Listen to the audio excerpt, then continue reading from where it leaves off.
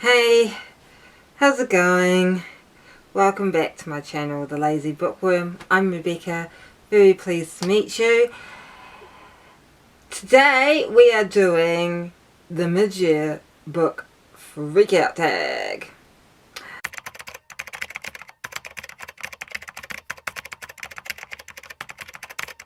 So without further ado, let's get on to the questions. My favourite book so far in 2022. I'll have to pick maybe two, and that is Two on a Tower by Thomas Hardy and The Hunchback of Notre Dame by Victor Hugo. Both of them are the first books I've read by each author, so I've never read any Hardy or Hugo before. Saying that though, I have read some of Hardy's poetry, but I've never read any of his novels. So these were sort of my introduction to both authors, and I really loved both of them. Both of them are like extremely different, but in a lot of ways they're both very similar in that I felt a real emotional connection with the characters, and both of them have, you could say, a bit of a heartbreaking ending, especially Two on a Tower. Best sequel I've read, I usually don't read sequels on the whole. I don't actually read series. But I would say the best sequel I've read is The Two Towers by Tolkien, which is part of the Lord of the Rings trilogy. I had read The Fellowship of the Ring a couple of years ago, but I never quite got around to reading The Two Towers. So I was really happy to finally read it. It is a great book on its own, but for me, I felt it was a good continuation of The Fellowship of the Ring, but also it kind of precipitated some of the stuff that happens in Return of the King. I was just a bit surprised that there's a little bit of difference between the book and The Two Towers and The Two Towers the movie. So I will just say that. New release I haven't read yet, but I want to. Again, I would probably just refer back to my last video, which should be hopefully linked somewhere up here above me. And that's The Fortune Men. And yes, I talked a lot more about that in that video, but it is basically a novel about a real life event that happened, I think, in the early 50s, about a man in Wales who was wrongfully convicted of murder. Most anticipated release for the second half of 2021. I usually don't go... I usually don't seek out upcoming releases, mainly just because I feel that there's so many books I want to read that are already published and have in some cases been published for years anyway. But I would say that one book that caught my eye is Haven. I think it's called Haven by Emma Donoghue. That looked like a really interesting book to me. I've read her book Room, and I would like to read more of her novels because Room was a great book in my opinion. Really, it affected me. Biggest disappointment. Okay guys, I know you're going to hate me. But my biggest disappointment is Wuthering Heights. I've never read any Bronte books before, so I thought this year I would start with Wuthering Heights. Maybe I'd heard too much about it beforehand, so I came in with a lot of expectations. And also I have actually read some of Emily Bronte's poetry, which I really like. So maybe that didn't help with me sort of receiving the book. But I just couldn't get into it, you know. I just found it really hard to get into.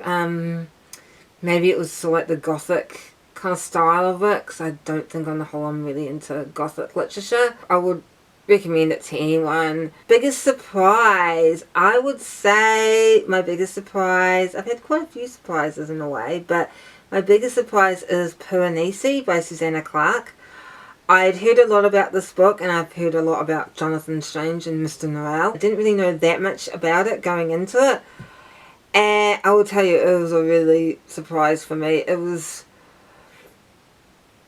sort of surreal yet kind of oddly realistic, and 3/4 of the way in there was like a real twist which kind of changed for me the whole kind of direction of the book. So yeah, especially with that kind of twist, I would say Piranesi is probably my biggest surprise this year. My new favourite author, a couple of my new favourite authors are Thomas Hardy and Victor Hugo, because as I said, their books were two of my favourites this year, so I really would like to read more by them. I really like Susanna Clarke, because I read Piranesi and Jonathan Strange. Newest fictional crush. Sorry guys, I don't actually tend to have fictional crushes, so I really can't respond to this one, so sorry. Newest favourite character. I would probably say my newest favourite character is Rintaro from The Cat Who Saved Books. Again, I did a review on that. You know, he's just a kid, about I think 14 or 15, who has to deal with a lot of stuff, and then he gets taken on this wild adventure by this talking cat.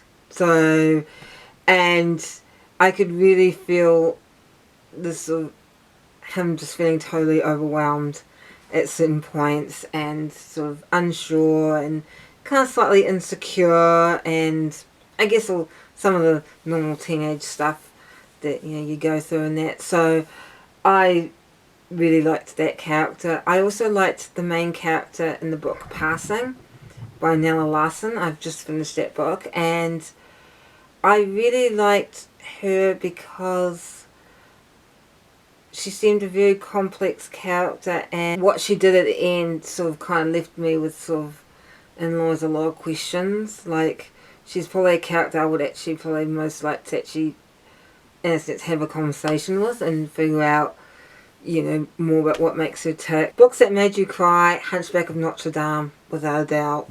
The whole Quasimodo thing, yep. Yeah, if you've seen an adaptation, you know that the whole Quasimodo story is very, very sad. So, and it's no different in the book. Books that made you happy. Well, all the books I read made me happy. Even the ones I was disappointed by, like Wuthering Heights. I'm still very happy that I read it. I guess if I had to pick one that really made me happy, I probably would say The Cat Who Saved Books. I think that really made me happy. Yeah. Favourite book to movie adaptation you've seen so far this year? I have not seen any book to movie adaptations. I would like to see... the most beautiful book I bought this year is Edith Hamilton's Mythology. It is a beautiful book. It's a hardcover book. I wouldn't say it's a coffee table book. And it's got some lovely sort of pictures throughout it. I wish I could show you, but it's actually in the middle of a stack of books right now, which I don't really want to move. But trust me, it is a beautiful book. I bought it early this year because I want to get to know more about Greek mythology, and I heard it's a really good sort of introduction of Greek mythology. Second to last question, what books do you really want to read by the end of this year? I would really like to read Far From the Madding Crowd by Thomas Hardy, and The Pickwick Papers by Charles Dickens. Those are the two that I really want to read by this year. And favourite community member. Okay, I am probably going to sound really soppy, but I would probably say almost every community member that I've encountered ever since I've joined BookTube, which has only been about a month ago, so I'm a real newbie to BookTube, has been very welcoming and just so wonderful. And I really appreciate, you know, all their support. I am hoping to get more and more involved in the booktube community this year. So thank you for watching this video. I hope you enjoyed it. Please remember to like and subscribe. Again, I very much appreciate it and thank you in advance. And I will see you next video.